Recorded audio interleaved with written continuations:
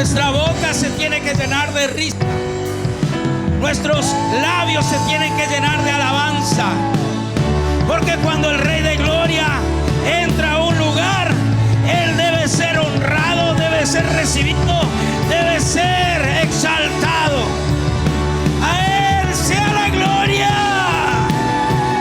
a Él sea la honra, a Él, al que nos amó, al que vive. Oh, aleluya.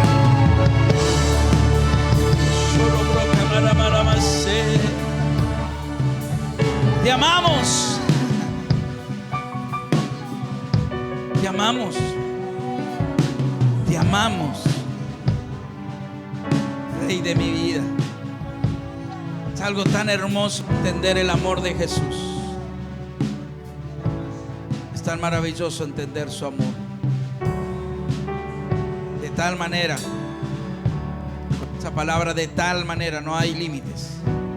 Ese de tal manera que nosotros hayamos hecho lo peor de lo peor, o hayamos hecho o sido lo más desagradable ante los ojos naturales, ese de tal manera de Dios es tan grande que dice: yo por vos entrego mi vida, por vos, porque te amo. Por eso que Él no mira nuestro estado, nuestra condición, sino que Él lo ve a través de ese amor incondicional. No esperando recibir amor, Él da amor. Tome su asiento.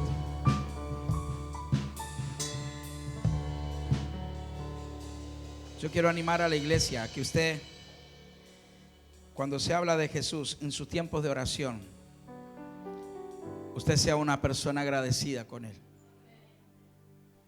Porque la acción de gracia desata bendición. Cuando usted lo reconoce y dice: yo te reconozco como mi único Señor. En todas mis oraciones, todos los días de mi vida, desde que recuerdo, solamente he honrado y adorado a un solo Dios. Tal vez usted en otros tiempos le ha tocado adorar imágenes a través de la religión. Tal vez ha seguido o perseguido otras entidades,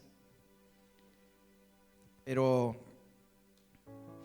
con más razón, si usted lo ha hecho en otra oportunidad, con más razón dígale todos los días: tú eres mi único Señor. Que Él sea entronado en tu corazón. La actitud de agradecimiento a Dios es algo que el pueblo tal vez muy pocas veces ha entendido. El cristianismo muy pocas veces ha entendido que la acción de gracias, una actitud de agradecimiento a Dios, es una actitud de reconocimiento. Y cuando nosotros reconocemos algo, mire, yo creo que cuando alguien usted recibe el bien de alguien, o de hecho usted ha hecho al revés, usted ha hecho un bien a alguien, y esa persona le puede decir de manera así media irónica: gracias. O le puede decir: bueno, gracias, muchas gracias. O puede expresar de una manera diferente la gratitud. Estos días veía a un muchacho cristiano que encontró una persona que juntaba cartón en Buenos Aires, y entonces él dijo: bueno, voy a hacerle el bien a esta persona. Y este hombre que estaba juntando cartón estaba con su niña y llevaba el carrito. Entonces le frena y le dice: hoy quiero hacer el bien contigo. Y entonces lo primero que abrió su camioneta y sacó bolsas de mercadería, porque le decía: ¿cuánto ganas, cuánto vendes en el día de cartón? ¿Cuánto? Y alcanza, sí, alcanza un poquito, alcanza. Gracias a Dios no pasamos hambre. Entonces abrió su camioneta y le entregó un montón de mercadería. Pero la acción de gracia de este hombre fue lo que llamó mi atención. Que comenzó a llorar y empezó a agradecer. Fue tocado este hombre que miró y dijo, bueno, también le falta una zapatilla a él y a la nena. Así que le llevó a un lugar donde venden zapatos y le compró una zapatilla, una campera. Y la expresión de agradecimiento, oiga lo que le voy a decir, porque en toda la charla no tenía casa. Pero toda la gente que empezó a ver eso, la expresión de agradecimiento desató sobre ese hombre una casa. Imagínense que cuando le van y le dicen, mira, te queremos hacer entrega de una casa, porque él vivía en un ranchito. Se largaron, tiraron al piso llorando. Ahora, todo eso se fue desencadenando por la actitud de ser agradecido. Este hombre no esperaba recibir nada, pero de repente, solo no porque se portó bien o se portó mal o porque hizo o no hizo, simplemente porque Dios se fijó en él. Eso es el favor y la gracia de Dios. Y este muchacho cristiano, junto a la congregación y muchos otros que se fueron, le amueblaron también la casa. Heladera, cocina, mesa, camas. Porque una acción de agradecimiento desató una bendición. Pero el seguir siendo agradecido desató otra bendición. Tal vez usted no le está entendiendo a la vuelta. Porque solo una persona que expresa su agradecimiento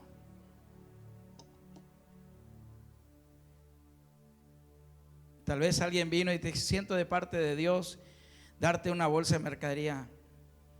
Muchas gracias. Como que no es tan importante.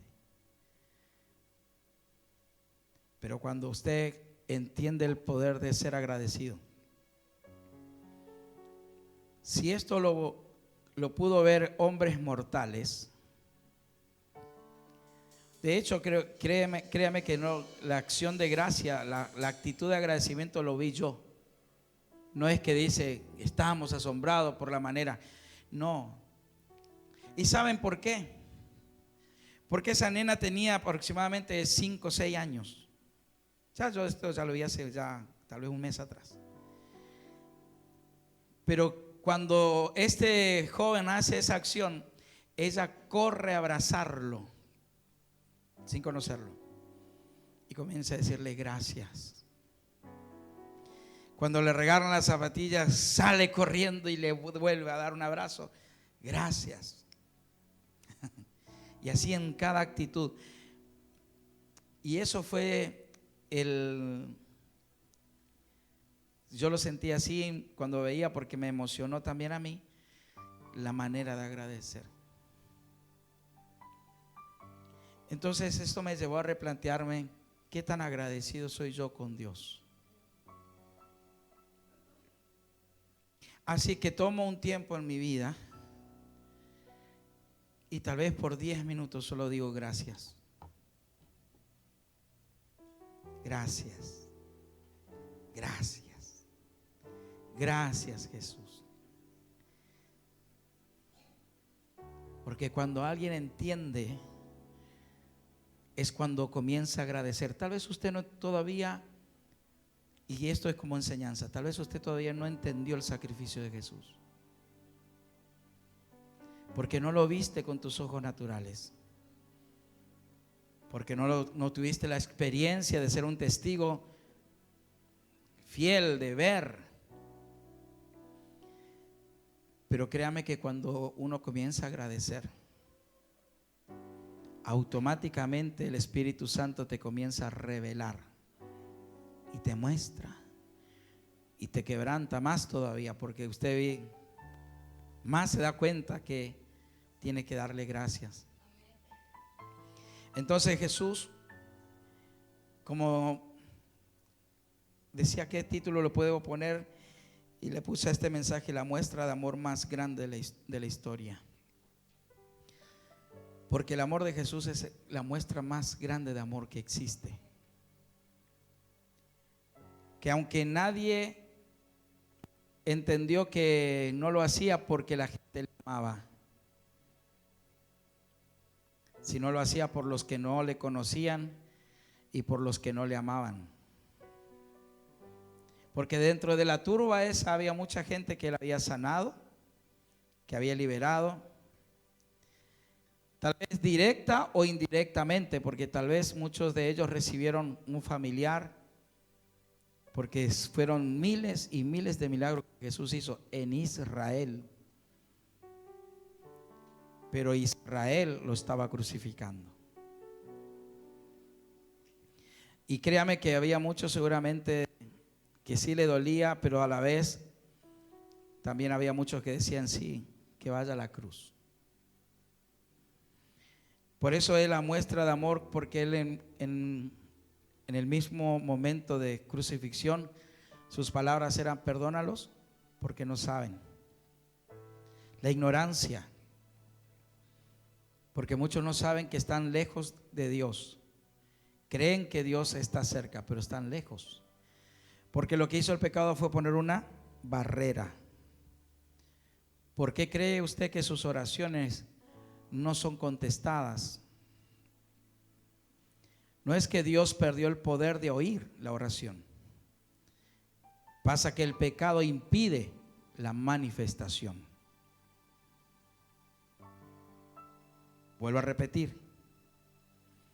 No es que Dios haya perdido la capacidad de oír tu oración, sino que el pecado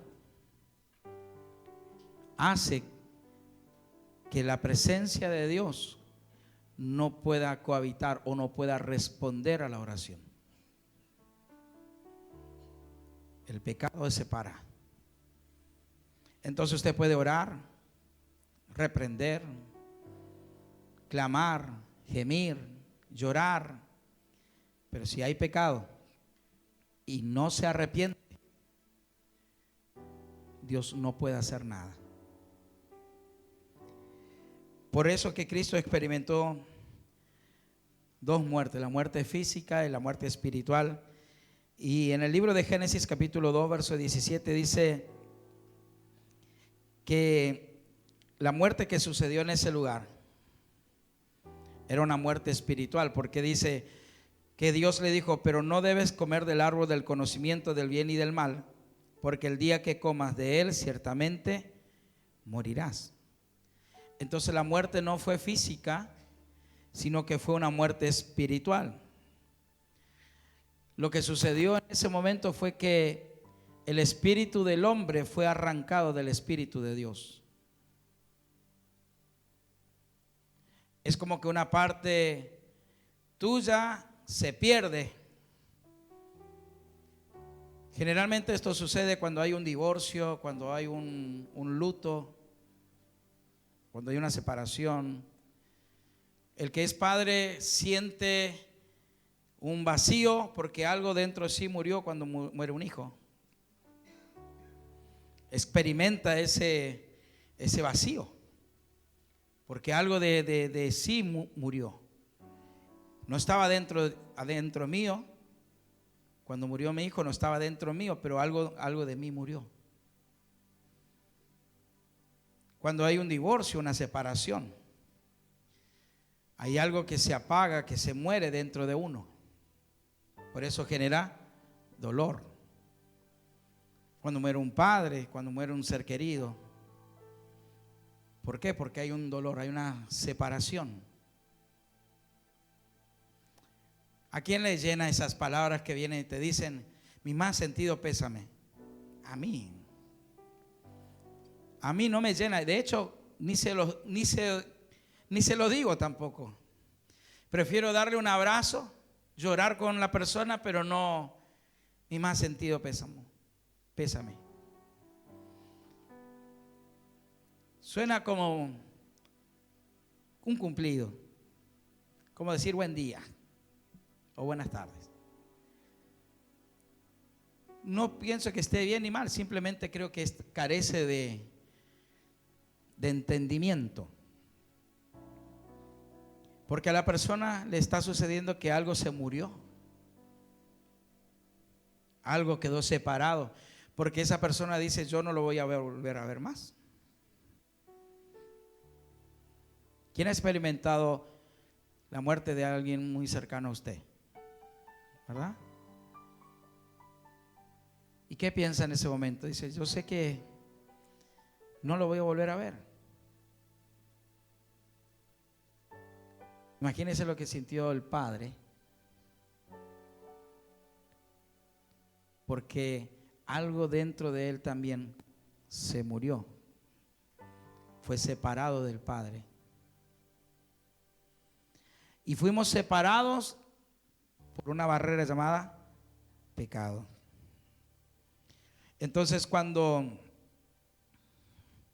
el hombre experimentó esta muerte espiritual, vuelvo a repetir, no física, sino espiritual, lo que Jesús tenía que recuperar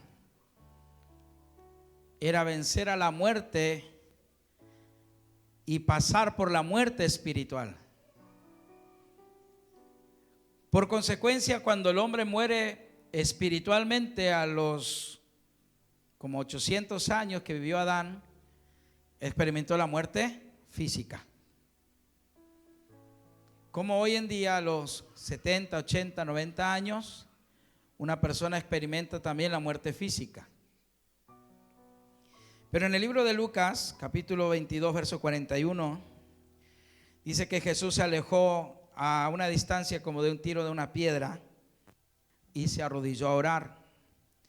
Y la oración de Jesús en el verso 42 es: Padre, si quieres, te pido que quites esta copa de sufrimiento de mí. Él estaba sufriendo ya de antemano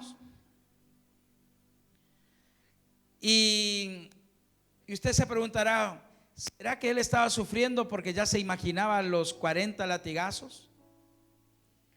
Porque me llevó a pensar en mi oración, no creo que se haya estado imaginando que le estaban poniendo la corona de espinos sobre su cabeza, sino que él dice: si puedes, Padre, si quieres, te pido que quites esta copa de sufrimiento de mí.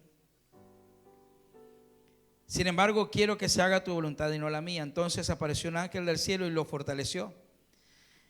Oró con más fervor, o sea, con más fuerza todavía. Y estaba en tal agonía de espíritu que su sudor caía a tierra como grandes gotas de sangre. Pero él estaba diciendo, porque Jesús en ese momento estaba cargando el pecado de cada uno de nosotros. Y tal vez usted esto ya lo sabe, pero esto es lo que me lleva al Espíritu a recordarle que lo que él estaba cargando, él estaba diciendo: si el pecado hizo que Dios diera sentencia de muerte al espíritu del hombre, ¿qué estaba sucediendo en ese momento? No era una muerte física lo que él estaba experimentando o lo que iba a experimentar. Él estaba comenzando a experimentar una muerte espiritual, porque desde el momento que él agarraba la copa, Dios ya no estaría más con él y él moriría espiritualmente.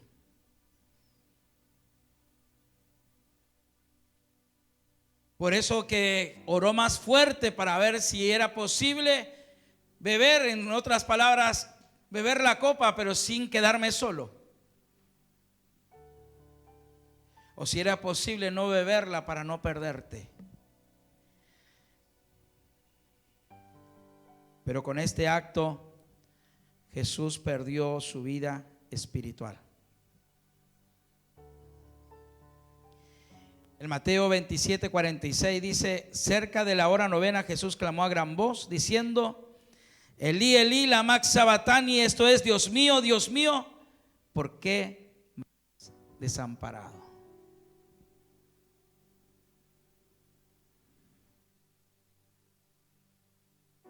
Solo el pecado puede separar un alma de Dios.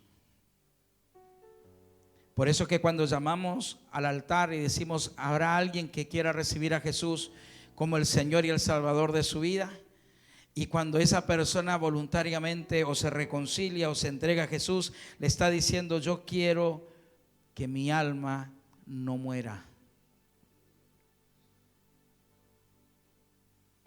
Porque lo que en ese momento estaba sucediendo, la muerte física es la separación del espíritu y del alma del cuerpo. Para que entendamos, cuando una persona muere, se va el alma y se va el espíritu.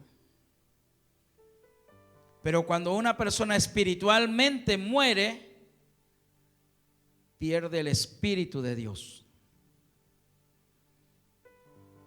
Porque Dios no puede cohabitar con el pecado.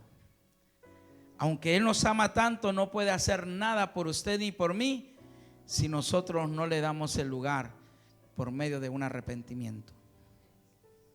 Entonces el Padre no es que deja de oír o perdió o se volvió sordo, sino que el mismo pecado impide que Él llegue a tu vida, a tu corazón. Diga conmigo, yo necesito arrepentirme de todos mis pecados. Porque cuando uno se arrepiente, la sangre de nuestro Señor Jesucristo nos limpia.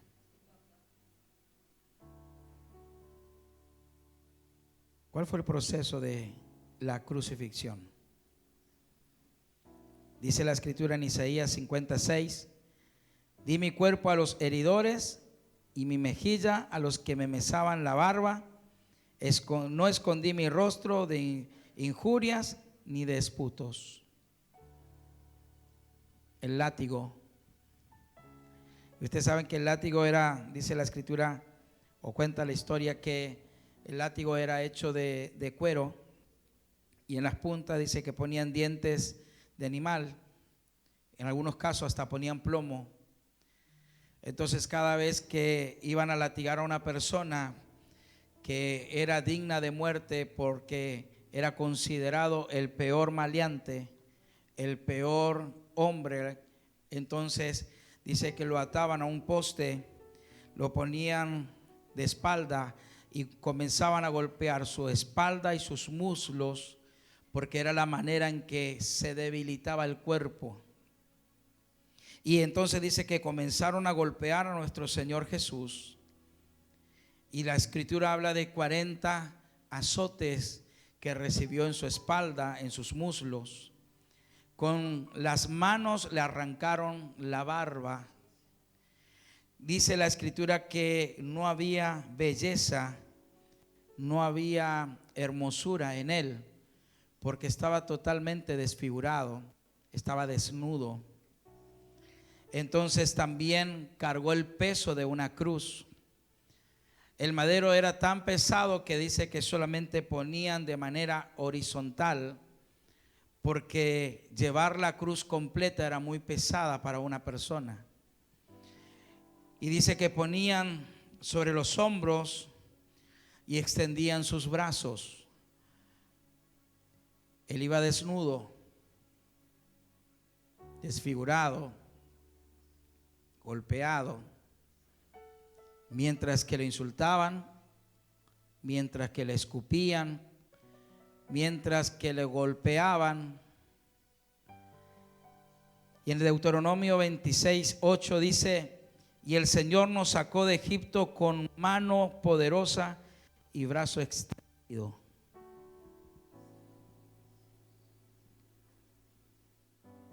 Jesús te sacó con brazos extendidos de Egipto, del mundo. Por eso no puedes permitir que otro sea Señor en tu vida y en tu corazón. Porque Él te sacó de la esclavitud, venció al pecado en esa cruz. y levantaban la cruz y lo colgaban, dice la escritura, ponían los clavos en su muñeca, en sus pies, y lo colgaban. Eso hacía que la persona comience a experimentar una muerte en agonía. El deterioro que tenía en su físico a través de la deshidratación, la pérdida de sangre, la fiebre, producía sed.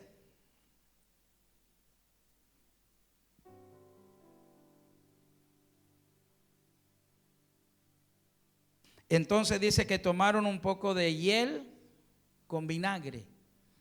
Cuando dice que la cultura en sí que proponían era un poco de miel y vino, porque entre la miel y el vino generaban un analgésico como para que no duela tanto. Pero a él no le dieron miel y vino, le dieron hiel y vinagre. Yo no sé si a alguien le gusta el vinagre, pero si a usted le gusta el vinagre, sabe. O cuando alguien le dice, ¿qué cara de vinagre que tenés? Porque era una manera de burlarse y de humillarlo. Mas Jesús dice que no quiso beber.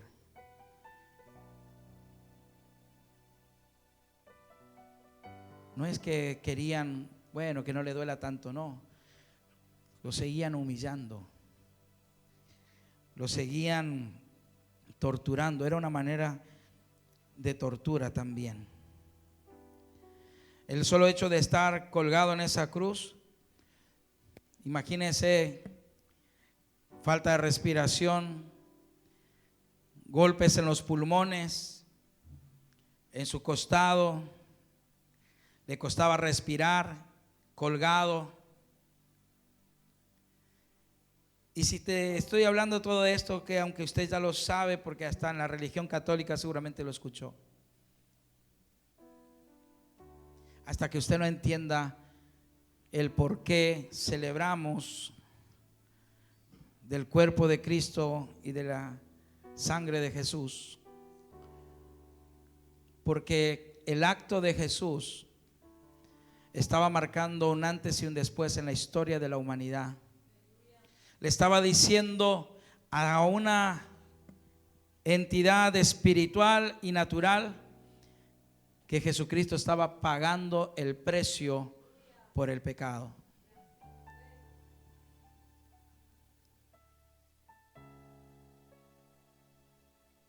El cordero del sacrificio, según Números 9:12, dice: no dejarán del animal sacrificado para la mañana, ni quebrarán hueso de él, conforme a todos los ritos de la Pascua.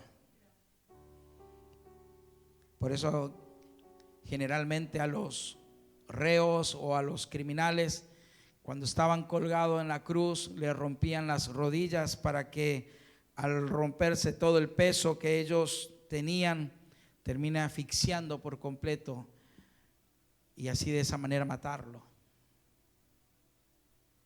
Pero dice que a Jesús, cuando se acercaron a él, ya no había vida, porque habían cruzado entonces cruzaron una lanza en su costado,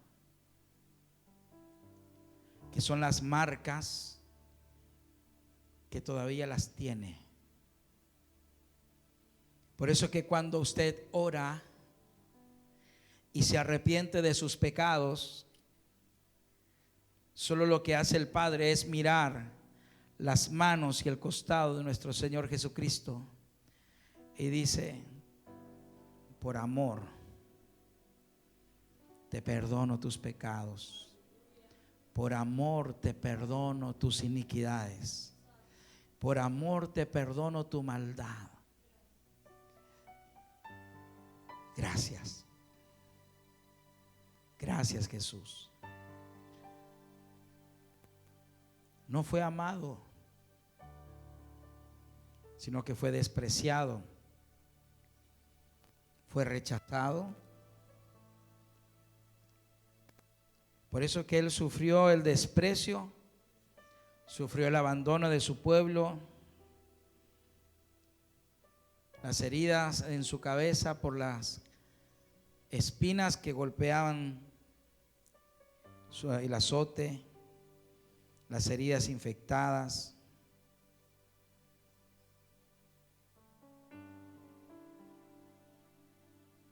Tenemos que tener revelación de quién es Jesús. Pero esto no termina ahí.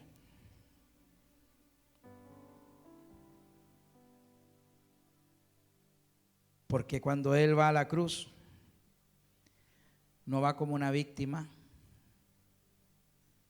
sino que va consciente diciendo: yo sé lo que estoy haciendo. Y a Pilato se lo dijo en una oportunidad: ustedes no me están quitando la vida, yo la estoy entregando.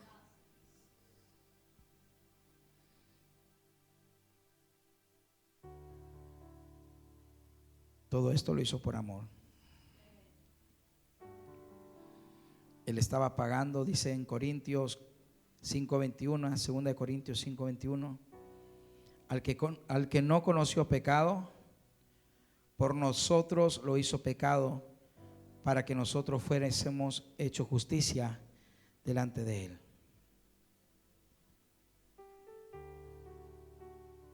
Él se hizo pecado. Por eso que esas palabras, Elí, Elí, lama sabachthani, el cielo se oscureció.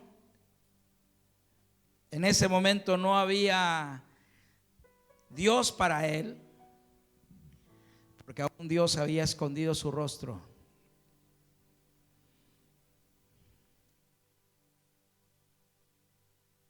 Pero hay algo que sucede en el camino de la cruz al cielo.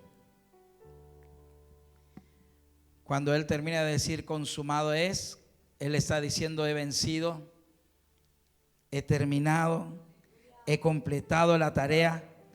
Pero en esa palabra consumado es, Él estaba diciendo: ya completé mi parte. Ahora viene el camino de la cruz al cielo. Y ahí estaba sucediendo otra cosa. Ahí estaba la verdad de todo lo que iba a ser el evangelio, de lo que iba a ser la resurrección de nuestro Señor. Y entonces en ese camino de la cruz al cielo fue un proceso que Jesús tuvo que experimentar. Primero, diga conmigo, la primera muerte espiritual. La segunda muerte natural. Había dos muertes que ya habían sido ejecutadas por el mismo Señor Jesucristo. Ya había dos muertes de las cuales el hombre estaba condenado de por vida a experimentar. La muerte espiritual ya tenía la experiencia.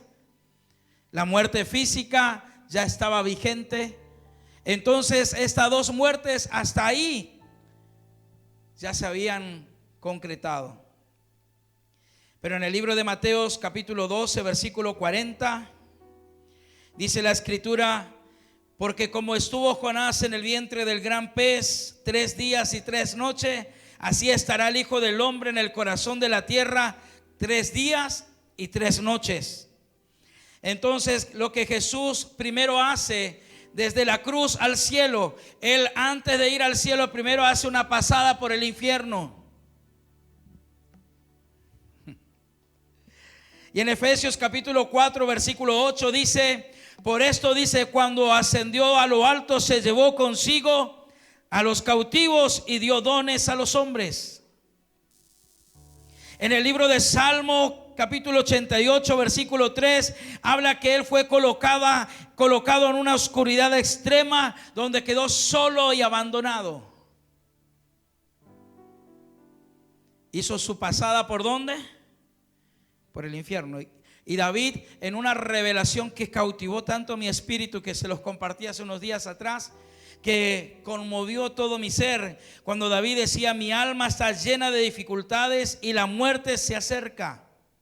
Estoy como muerto, como un hombre vigoroso al que no le quedan fuerzas. Me han dejado entre los muertos. Estoy tendido como un cadáver en la tumba. Soy olvidado. Estoy separado de tu cuidado. Él estaba solo. Diga conmigo, pasó por el Hades. De la cruz al cielo hizo la primera parada en el Hades. Solo. Donde iba a recibir el castigo, o mejor dicho, no el castigo, el juicio de Dios. Donde iba a ser juzgado por Dios.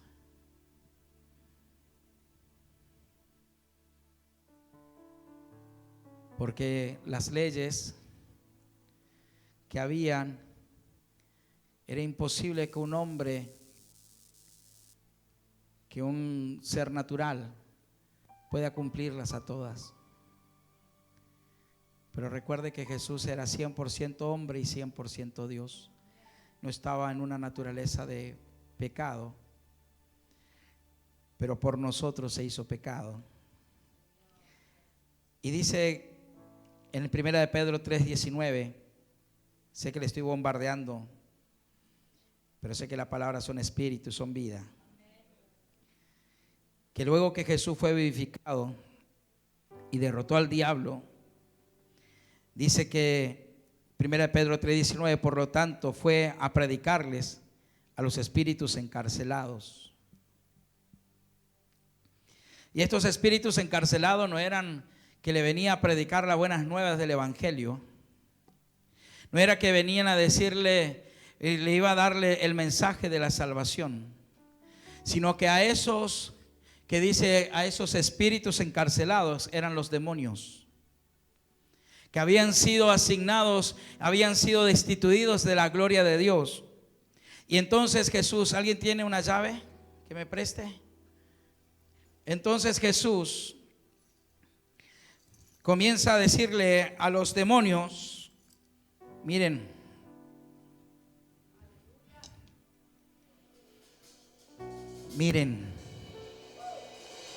dice, hay una palabra que se usa, proclamar. Hay otra versión que dice, fue a proclamarle a los demonios. Le dijo, miren, ahora soy quien tiene la llave. Soy quien tiene la llave de la muerte. Ya nunca más el hombre que muera tendrá que venir a ese lugar, porque ahora yo tengo la llave. Y todo aquel que en mí cree no morirá, porque no entrará en prisiones de oscuridad. Yo pasé por las prisiones de oscuridad. Yo vencí a la muerte natural y a la muerte espiritual. Y comenzó a pregonar la libertad. Por eso que Jesús proclama victoria sobre los demonios, victoria sobre la muerte, victoria sobre la enfermedad, victoria sobre el pecado, victoria sobre el mundo, victoria, victoria, victoria. En el nombre poderoso de Cristo Jesús tienen los hijos de Dios.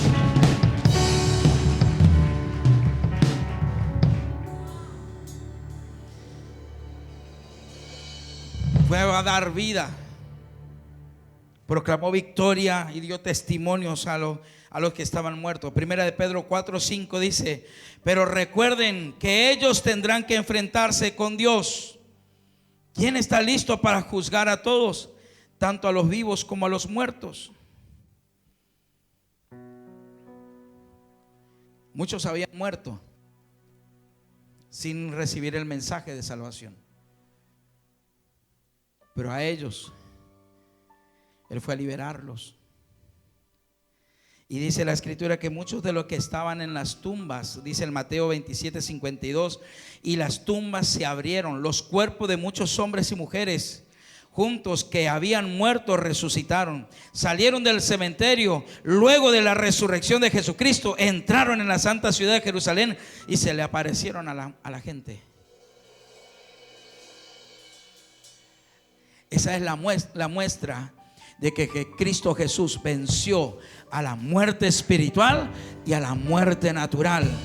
porque el cuerpo de nuestro Señor Jesucristo no conoció corrupción. Significa que no se deterioró, que no se rompió. El hombre quiso romperlo con 40 latigazos. El hombre quiso romperlo cuando le arrancaron sus barbas. El hombre quiso romperlo cuando pusieron clavos en sus manos y en sus pies. El hombre quiso romperlo cuando le pusieron una corona de espinas. El hombre quiso romperlo cuando trazó una lanza en su costado. Pero cuando nuestro Señor Jesucristo se levanta de la tumba, solamente estaban las marcas de los clavos y de la lanza. Todo su cuerpo fue totalmente restaurado. Por eso que el hombre puede dañar el cuerpo, el hombre querrá dañar, pero el cuerpo, dice nuestro Señor Jesucristo, que aquellos que estaban muertos, aquellos que estaban en una tumba, seguramente llevaban meses o años, seguramente estaban descompuestos totalmente, pero Dios, en el poder de la resurrección, regeneró hueso, regeneró carne, regeneró piel, regeneró cabello, regeneró y dio vida. Resucitaron los muertos y fueron a la ciudad y se manifestaron. 2 muertes, 2 victorias.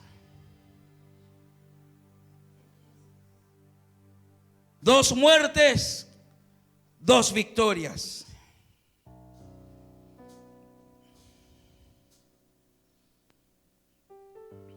Jesús fue restaurado como hijo de Dios. En su camino de la cruz al cielo, hizo una paradita en las profundidades.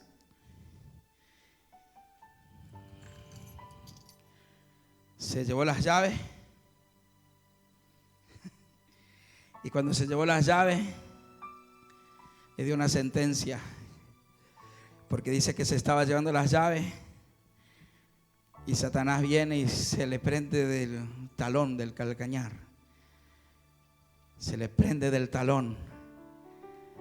Y Jesús dice: aquí está lo que el Padre dijo en el Génesis capítulo 3. Tú le herirás en el talón, pero Él te pisará la cabeza. Y pisó la cabeza de Satanás. Y dijo: esta llave se la voy a dar a alguien muy especial. Esta llave se la voy a dar a la iglesia, para que recuerden al mundo visible y al mundo invisible, por medio de la cruz y del cuerpo y de la sangre de Cristo, que recuerden que yo les he dado poder, les he dado autoridad para echar fuera demonios, para sanar a los enfermos, para pregonar libertad, para dar vida al cautivo, para dar apertura de cárcel. Usa la llave para predicar las buenas nuevas del evangelio y saca de la oscuridad al que no tiene a Cristo. Y Cristo Jesús te ha dado la llave.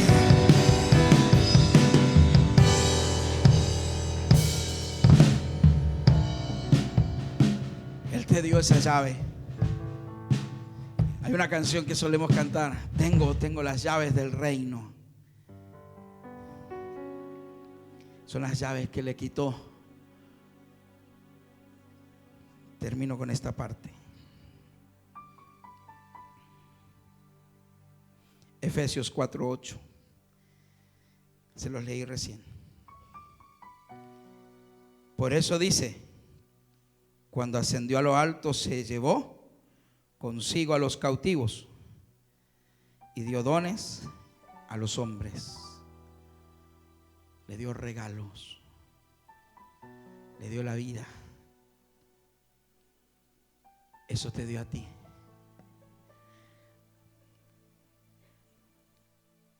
¿En qué versión está esa, hijo? Efesios 4:8. No sé, dice 5:14. 4:8. ¿Qué versión es? en la NTV. Por eso las escrituras dicen, cuando ascendió a las alturas, se llevó a una multitud de cautivos. A todos los que se habían ido y no habían hecho el proceso de vida eterna, se los llevó a todos. Por eso que no hay cautividad. Diga conmigo, no hay prisión para los hijos de Dios. Ahora, si el hombre decide voluntariamente meterse en prisión, ya es porque lo decide el hombre. Pero para Cristo dice, yo te he dado la llave para que seas libre por medio de la sangre de Jesús y por medio del cuerpo de Cristo y por medio del intercambio de la cruz. Seas libre de toda opresión, seas libre de toda enfermedad, seas libre de toda depresión, seas libre de toda escasez, de toda pobreza. Te he dado llaves para que seas libre por medio de nuestro Señor Jesucristo.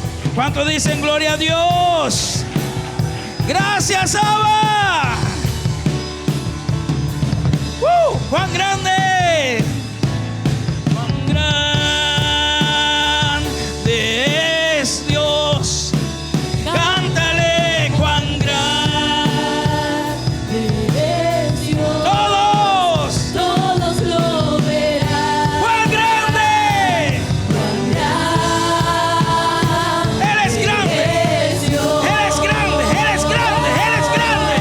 ¡Cuán grande! ¡Cuán grande! Y solo cerebre.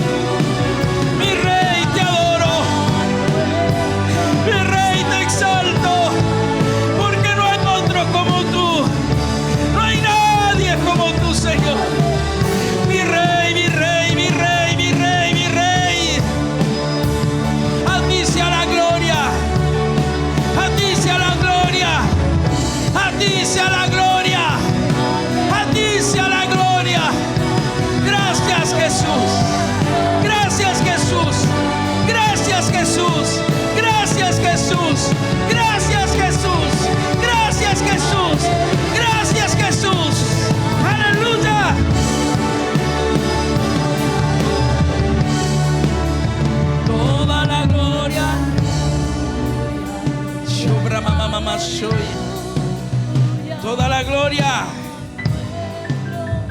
Cierra sus ojitos ahí. Haga esta oración conmigo. Amado Jesús, te doy gracias por la revelación que he recibido acerca de lo que realmente hiciste en la cruz del Calvario por mí. Creo con todo mi corazón que pagaste por mis pecados, mis enfermedades, mis dolencias, mi pobreza, mi necesidad.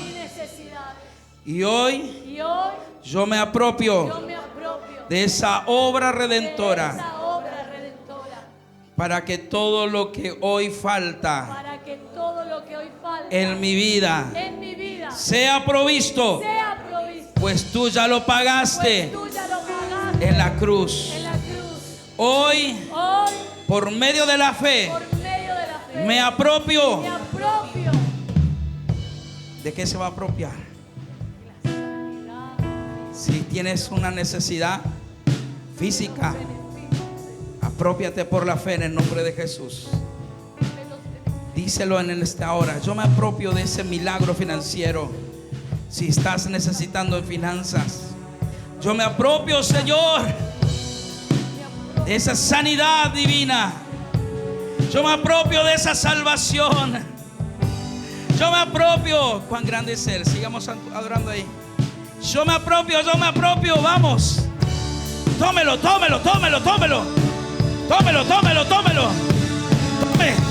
Toma tu sanidad en esta noche, en esta mañana. Toma tu liberación en esta hora. Tómalo en el nombre de Jesús. Yo no sé cuál es tu necesidad, pero hoy el Señor te dice: ya lo he